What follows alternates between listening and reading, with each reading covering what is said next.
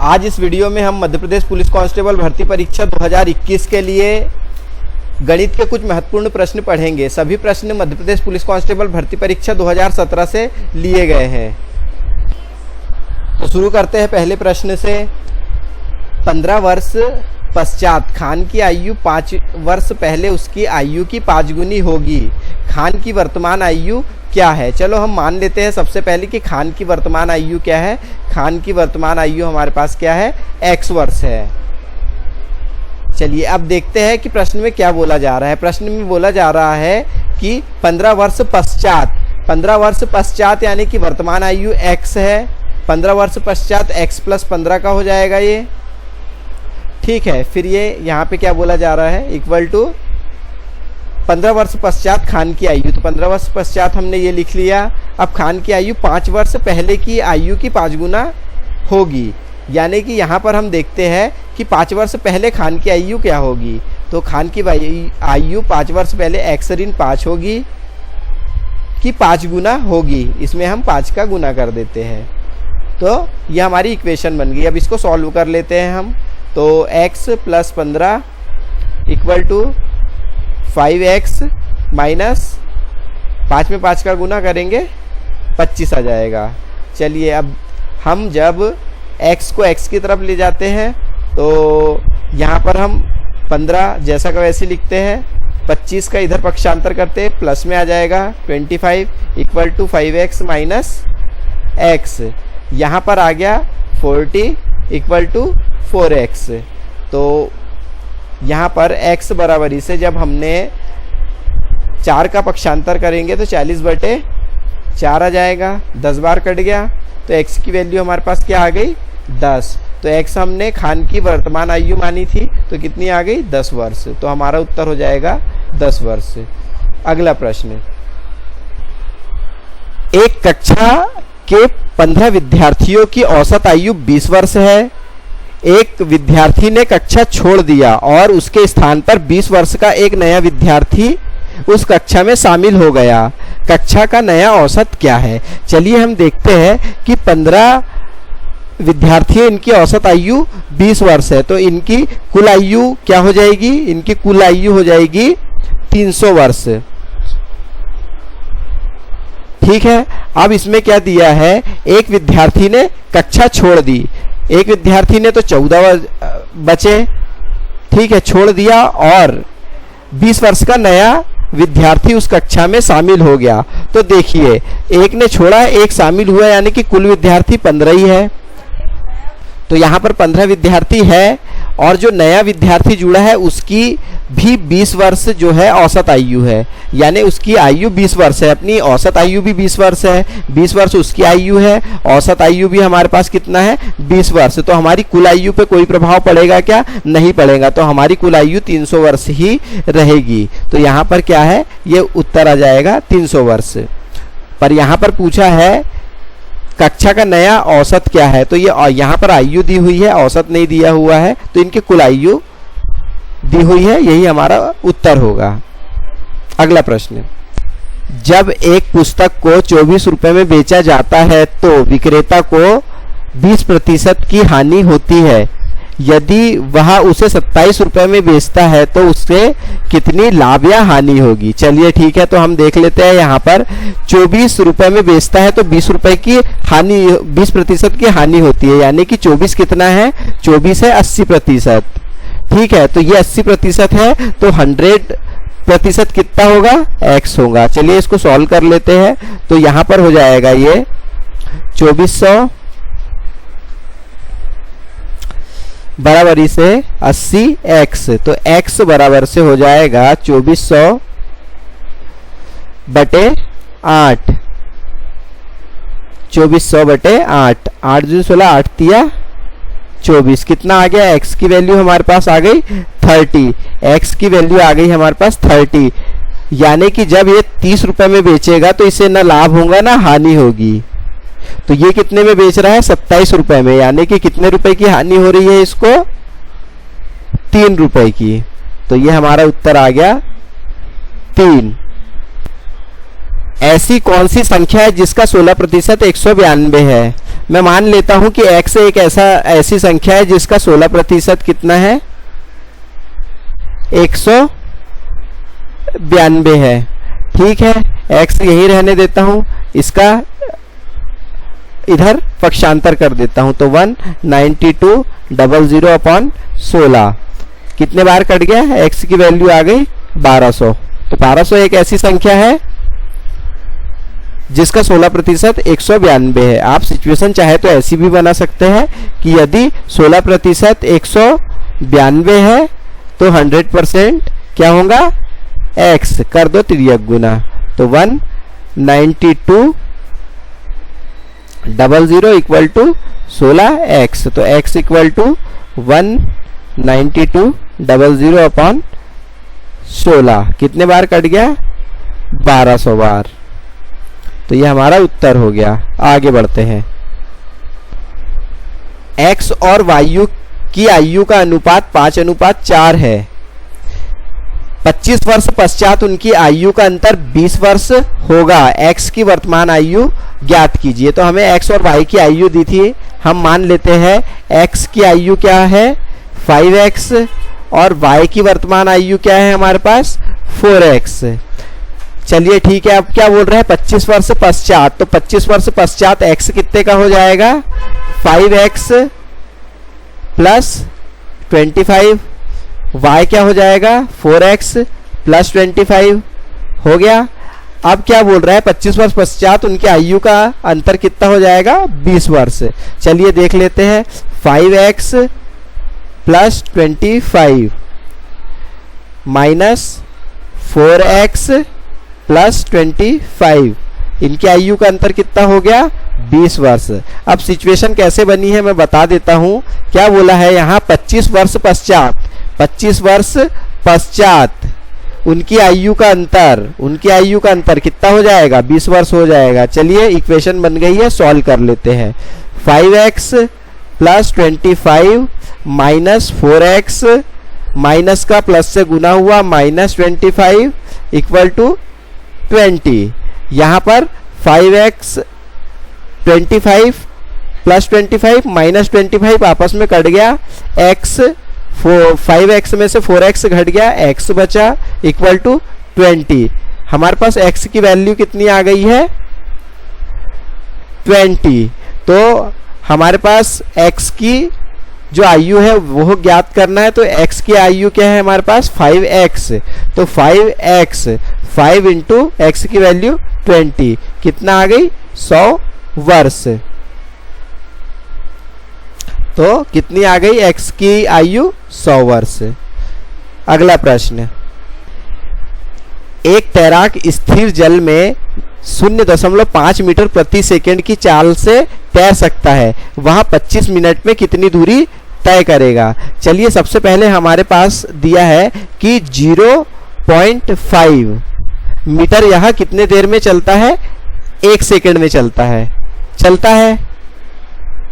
तो यह 60 सेकंड में कितनी दूरी तय करेगा, x दूरी तय करेगा, क्योंकि यहां 60 हमने इसलिए लिखा है क्योंकि 1 मिनट में कितने सेकंड होते हैं 60 सेकंड होते हैं, इसलिए हमने यहाँ पे मीटर प्रति सेकंड दी है, यानी कि 0.5 मीटर चलता है यहाँ 1 सेकंड में, 0.5 चलता है 1 सेकंड में, तो 60 सेकंड में कितना चलेगा। तो चलो सॉल्यूशन कर लेते हैं, तिर्यक गुना कर लेते हैं। तो x इक्वल टू क्या आ गया हमारे पास में 0.5 इंटू 60।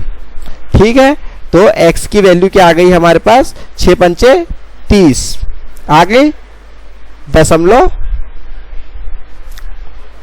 300 आई, तो एक दशमलव था तो ये शून्य हट गया यहाँ से, तो हमारे पास x की वैल्यू आ गई 30।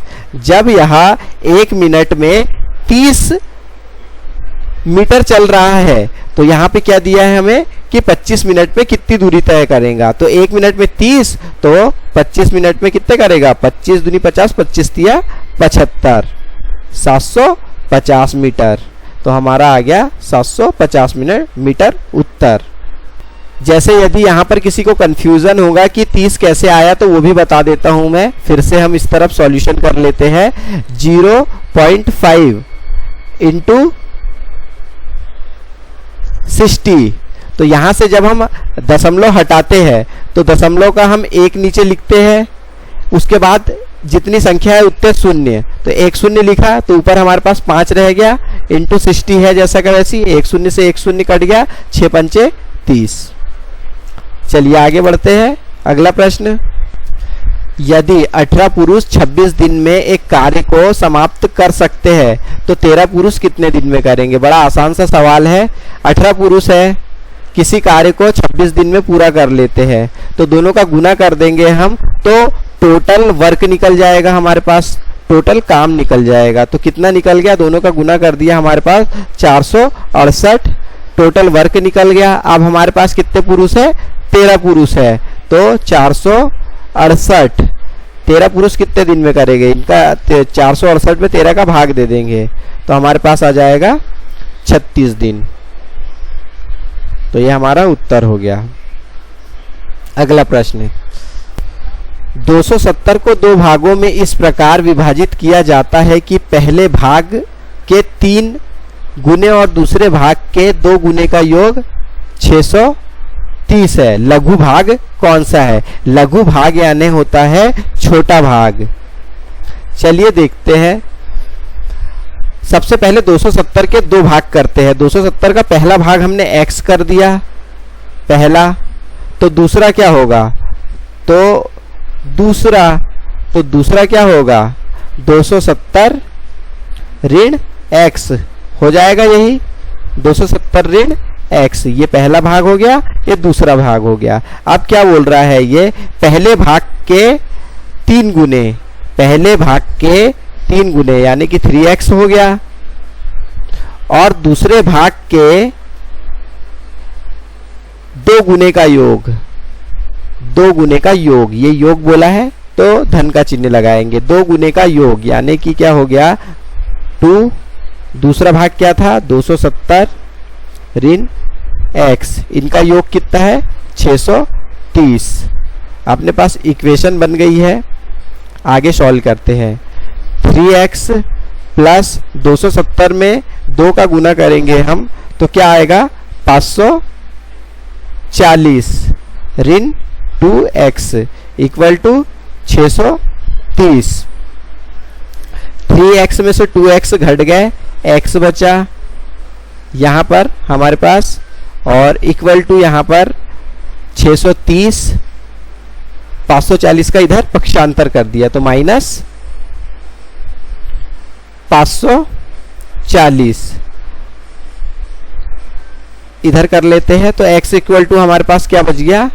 630 में से 540 घटा 90 बच गया हमारे पास में। x की वैल्यू आ गई हमारे पास 90। तो पहला भाग हमारे पास क्या है? 90। तो दूसरा भाग क्या हो जाएगा हमारे पास में? 270 ऋण 90। तो दूसरा भाग क्या हो गया हमारे पास में? ये पहला आ गया हमारे पास, पहला भाग, और दूसरा भाग कौन? 270 में से जब हम 90 घटाएंगे तो कितना बचेगा? तो ये बच गया 180। तो छोटा भाग कौन सा है? ये वाला है या ये वाला है? तो 90। लघु भाग कौन सा हो जाएगा हमारा? 90। तो ये हमारा उत्तर हो गया। अगला प्रश्न, एक बाजार सर्वेक्षण में 20% ने उत्पाद A को चुना, 60% ने उत्पाद B को चुना, जबकि शेष लोग अनिश्चित थे, और जिन्होंने B उत्पाद को चुना वे लोग अनिश्चित थे। उन लोगों के बीच अंतर कितना था? 720 था। किन लोगों के बीच अंतर? 20% लोग के और 60% लोग के बीच में अंतर कितना था? 720। तो 60% लोग माइनस 20% लोग बराबरी से कितने थे? 720, यानी कि 40% बराबरी से कितना हो रहा है? 720। तो x प्रतिशत बराबरी से क्या होगा? यानी 100% बराबरी से कितना होगा? x होगा। इस साइड कर लेते हैं, तो यहाँ पर हमारी सिचुएशन आ गई, इनका गुना ऐसा कर देंगे हम तिर्यक, तो 720, 100 के डबल शून्य फिर लग गए इधर, इक्वल टू 40x। तो 720 300 अपॉन 40, एक शून्य से एक शून्य कट गया इक्वल टू एक्स, 4 से ये कट गया, कितने बार 1800 बार। तो x की वैल्यू क्या आ गई हमारे पास 1800। आया समझ। ए, यहाँ पर ए लिखा हुआ है,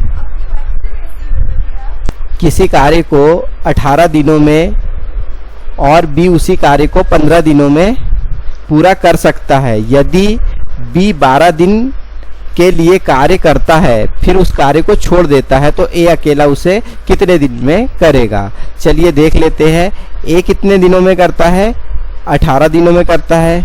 बी कितने दिनों में करता है, बी करता है 12 दिनों में। ठीक है, दोनों का एलसीएम ले लेंगे हम तो हमारे पास टोटल वर्क आ जाएगा। तो दोनों का एलसीएम लिया हमने 18 और 12 का, 18 और 15 का। बी का 15 है, यहाँ पे 15 आएगा तो 18 और 15, तो 18 और 15 का एलसीएम लेंगे, हमारे पास आएगा 90। 15 में हम 90 का भाग देंगे तो 6 बार जाएगा, 15 छके 90।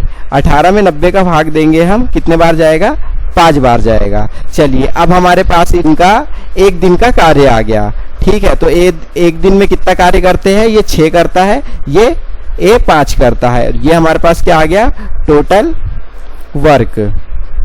अब यहाँ पे क्या बोल रहा है कि 12 दिन बी क्या है, 12 दिन कार्य करता है और फिर छोड़ देता है। तो 12 दिन कार्य किया इसने, एक दिन का कार्य कितना है इसका, बी का 6 है, तो 12 गुणित 6 कितना आ गया, 72। बी ने कितना काम कर लिया, कुल 72। तो 90 में से हम 72 को घटा देंगे तो हमारे पास शेष कार्य आ जाएगा। बी ने 72 कर लिया, कुल कार्य हमारे पास था 90, टोटल हमारे पास 18 कितना आ गया, ये आ गया हमारे पास शेष कार्य। शेष कार्य आ गया। अब इसे किसे करना है, इस शेष कार्य को ए को करना है। तो ए एक दिन में कितना कार्य करता है, 5 करता है, तो 18/5, तो ये हमारा उत्तर आ गया। तो यहाँ पर हमारे को अलग संख्या दी है तो ये आ जाएगा 3 सही 3/5। ये नीचे वाला है, ये वाला उत्तर जो दिख नहीं रहा है तो ये लिखा है 3 सही 3/5, यानी 5 दिया 15, 15 3 18, 18/5। इसकी वैल्यू कितनी होती है, 18/5। तो ये हमारा उत्तर हो गया। चलिए अगला प्रश्न। संख्या में 5 और 3 के स्थायी मान का योग है, तो दोनों के स्थायी मानों का योग।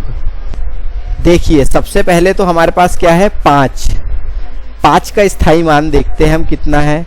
5 का स्थानीय मान है हमारे पास में 5 का, तो ये हमने यहाँ पे 1 लिखा, इसके आगे 2 शून्य लगाए। इकाई, दाही, सैकड़ा, ये कितना है, सैकड़ा। सैकड़ा यानी 100 हो गया। अब योग बोला है, योग के लिए हम लगाते हैं प्लस। अब हम 3 का स्थायी मान निकालते हैं, तो इकाई, दाही, सैकड़ा, 1000, 10,000, लाख।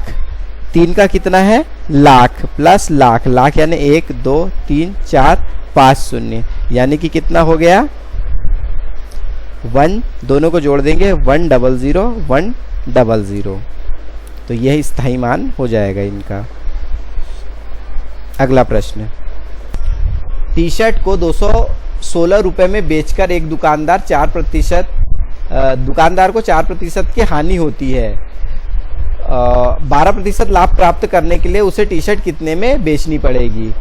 तो देखिए यहाँ पर 4% की हानि होती है, 4% की हानि होती है 216 रुपए में बेचने पर, यानी कि 216 रुपए जो कीमत है वो कितनी है, 96% है। ठीक है, तो 100% कितना होगा इसका, 216 का x हो जाएगा, तो इसका तिर्यक गुना कर देंगे तो 21600 अपॉन इक्वल टू 96x, तो x इक्वल टू क्या हो जाएगा 96 21600 अपॉन 96। 6। दोनों को काटेंगे हम तो x की वैल्यू हमारे पास कितनी आ जाएगी, तो यहाँ पर आ गया हमारे पास 225। जब हम इसे 216,00,96 से काटेंगे तो 225 आ जाएगी। तो हमारे पास ये 100% वैल्यू आ गई कि 225 रुपये में उसको ना बेचने में ना घाटा हो रहा है ना नुकसान हो रहा है। तो यहाँ पर ये क्या बोल रहा है कि 12% का लाभ प्राप्त करने में उस शर्ट को कितने में बेचनी चाहिए। तो हमारे पास कीमत कितनी है उसकी, 225 रुपये। इसे 12% का लाभ प्राप्त करना है, 12% लाभ प्राप्त करना है तो 112% हो जाएगा। 100 ये 100% हो गया, 12 जोड़ देंगे तो 112%, यानी 12% का लाभ हो गया बटे 100। तो यहाँ हम इसका गुना करेंगे और 100 का भाग देंगे। 225 में 112 का गुना करेंगे हम, तो हमारे पास क्या आ जाएगा, हमारे पास आ जाएगा 25200/100। तो हमारे पास क्या आ गई वैल्यू, 252। तो ये हमारा उत्तर हो गया 252। अगला प्रश्न, 3a और 15ab का लघुत्तम समापवर्त क्या होगा। इसका लघुत्तम समापवर्त पूछा है, हम निकाल के देख लेते हैं। सिंपल सी मेथड थी हमारी जो, उसी से निकालते हैं हम। 3a और ये हो गया 15ab। फिर से देख लेते हैं, 3a, 15ab। चलिए भाग देते हैं। सबसे पहले भाग जाएगा 3a से, 3a में 3a का भाग दिया, 3a कम 3a, 1 बचेगा। फिर कॉमा 15, 5 तिया 15, 5 a बार जाएगा, 5 तिया 15, a से 1 कट गया, ठीक है। यहाँ पे हमारे पास बचा b, 5b, 5b हमारे पास क्या क्या बचा, 3a इंटू 5b, क्या आ गया, 5 तिया 15ab। हमारा हो गया उत्तर 15ab। आगे चलते हैं, औसत निकालिए। औसत निकालने के लिए सभी संख्याओं को हम सबसे पहले जोड़ देंगे, इनका योग कर देंगे। योग कर दिया, उसके बाद कुल संख्या से हम भाग दे देंगे। तो कितनी संख्या है, 1 2 3 4 5 6 संख्या, 6 संख्या से भाग दे देंगे आप। तो इनका योग करके 6 संख्या है, 6 संख्या से भाग दे देंगे हम, तो हमारा उत्तर आ जाएगा 51। आप इसको करके देख लेना। यदि 3x - 8/2x = 1 हो तो हमें x की वैल्यू बतानी है, क्या है। चलिए देख लेते हैं। 3x - 8/2x = 1।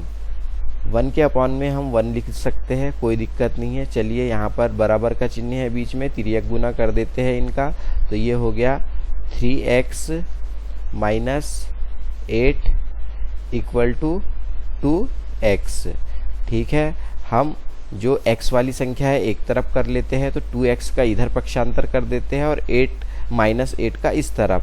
तो 3x है, 2x प्लस में है तो माइनस में आ जाएगा। 2x = x, इधर ये 8 हमारे पास इधर माइनस में है, इधर जाएगा तो ये प्लस में 8 हो जाएगा, ठीक है। दोनों घट गए, क्या बचा हमारे पास, x = 8। उत्तर आ गया हमारा 8। तो ये हमारा उत्तर है। अगला प्रश्न, हमारे पास ये इक्वेशन दी हुई है, इसका मान ज्ञात करना है। चलिए देखते हैं कैसे करेंगे। तो सबसे पहले हम इसको इधर से सॉल्व करना नहीं चालू करते हैं, हम इधर से सॉल्व करेंगे इसे। सबसे पहले हम 144 वर्गमूल 144 को सॉल्व करते हैं। तो हमारे पास क्या है, वर्गमूल 144। तो 144 का वर्गमूल क्या होता है, 12 होता है, 12 होता है, ठीक है।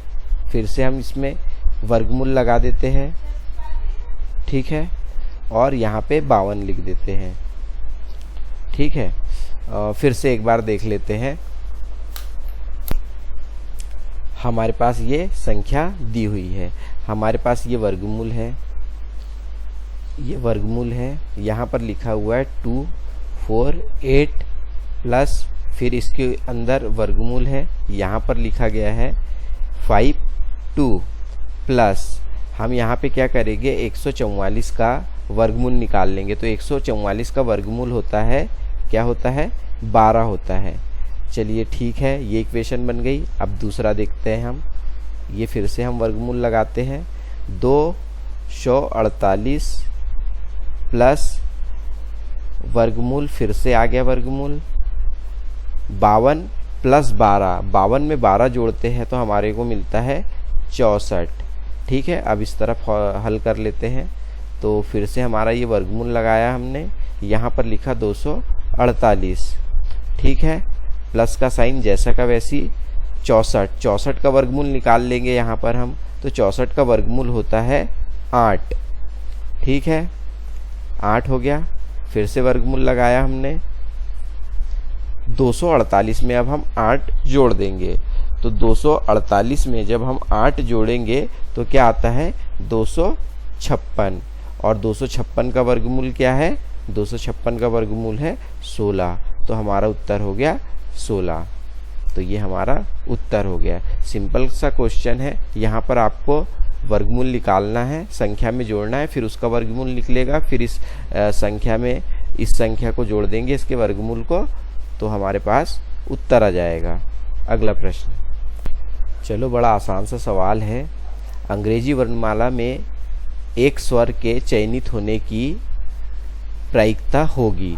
तो सबसे पहले तो अंग्रेजी वर्णमाला में कितने अक्षर होते हैं, कितने वर्ण होते हैं, तो टोटल कितने होते हैं, सबसे पहले तो 26 वर्ण होते हैं। ठीक है, अब हम इसके बाद देखते हैं कि अंग्रेजी वर्णमाला में स्वर कितने होते हैं। स्वर कितने होते हैं, ए ई आई ओ यू, कितने स्वर हो गए, 1 2 3 4 5, ये अंग्रेजी के स्वर है। तो कितने हो गए 5, तो कितना हो गया 5/26। ठीक है, ये प्रायिकता निकल गई। कुल वर्णमाला कितने होते हैं, 26 होते हैं, 5 स्वर होते हैं। तो ये हमारा उत्तर हो गया 5/26। अगला प्रश्न, वह छोटी से छोटी संख्या निम्न है जिससे गुणा करने पर 36 पूर्ण घन बन जाएगा। तो देखिए, हम सबसे पहले तो ये देखते हैं, इसको घन बनाने से पहले हम वर्ग बनाएंगे कि ये वर्ग किसका है। तो 36 किसका वर्ग है, 6 का वर्ग है। इसमें फिर 6 का गुना कर देंगे हम, तो ये घन बन गया। अब 6 की घात 3 लग गई, बन गया घन।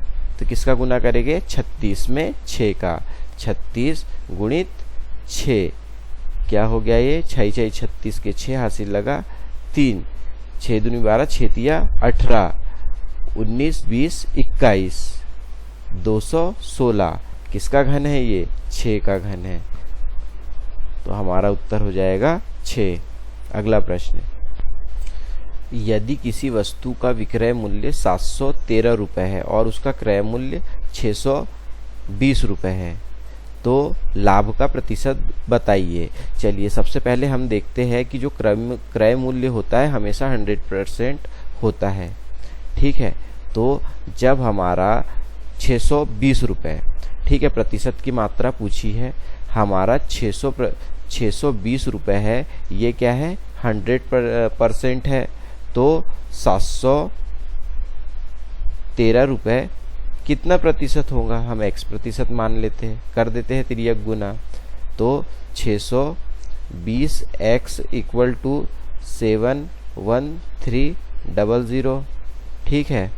अब यहाँ पर x इक्वल टू 71300 अपॉन 620 आ गया, एक शून्य से एक शून्य कट गया, ठीक है। 62 से हम जब इसके काटेंगे तो ये कटेगा 115 बार। अब आप इसका भाग देके देख लेना। तो x की वैल्यू कितनी आ गई हमारे पास, 115% आ गई। 100 से ये कितना ज़्यादा है, 100 से ये 15 ज़्यादा है। कितना आ गया हमारा उत्तर, 15%। ठीक है, अगला प्रश्न, ए प्लस बी का होल स्क्वायर माइनस ए माइनस बी का होल स्क्वायर का मान होगा। हमारे पास एक सूत्र दे दिया है, हमें इसको सॉल्व करना है। चलो देखते हैं। तो ए, सबसे पहले ए प्लस बी का स्क्वायर, इसका सूत्र होता है ए का स्क्वायर प्लस बी का स्क्वायर प्लस 2ab, माइनस का चिन्ह यहाँ जैसा का वैसी, ए माइनस बी का स्क्वायर, इसका सूत्र होता है ए का स्क्वायर माइनस बी का स्क्वायर प्लस 2ab। ठीक है, ए का स्क्वायर से प्लस ए का स्क्वायर से माइनस ए का स्क्वायर कट गया, बी का स्क्वायर से माइनस बी का स्क्वायर कट गया। ठीक है, हमारे पास अब क्या बचा 2ab प्लस 2ab, 2ab और 2ab 4ab, हमारा उत्तर आ गया 4ab। आगे बढ़ते हैं। तो दोस्तों यहाँ पर हमारे सभी सवाल खत्म होते हैं। सभी प्रश्न मध्य प्रदेश पुलिस कांस्टेबल भर्ती परीक्षा 2017 से लिए गए थे। उम्मीद करता हूँ दोस्तों आपको हमारा वीडियो पसंद आया होगा। इसी प्रकार के हमने रीजनिंग पर भी वीडियो बनाए हैं, साइंस के भी इम्पोर्टेंट क्वेश्चन बनाए हैं, मध्य प्रदेश का जनरल नॉलेज के क्वेश्चन बनाए हैं, जो आपको हमारे वीडियो के डिस्क्रिप्शन बॉक्स में मिल जाएंगे। प्लेलिस्ट में भी जाकर आप देख सकते हैं। वीडियो अच्छा लगा तो दोस्तों लाइक कीजिए। ऐसे ही वीडियो के लिए हमारे चैनल को सब्सक्राइब करना ना भूलें और बेल आइकॉन को भी ज़रूर प्रेस करें। धन्यवाद।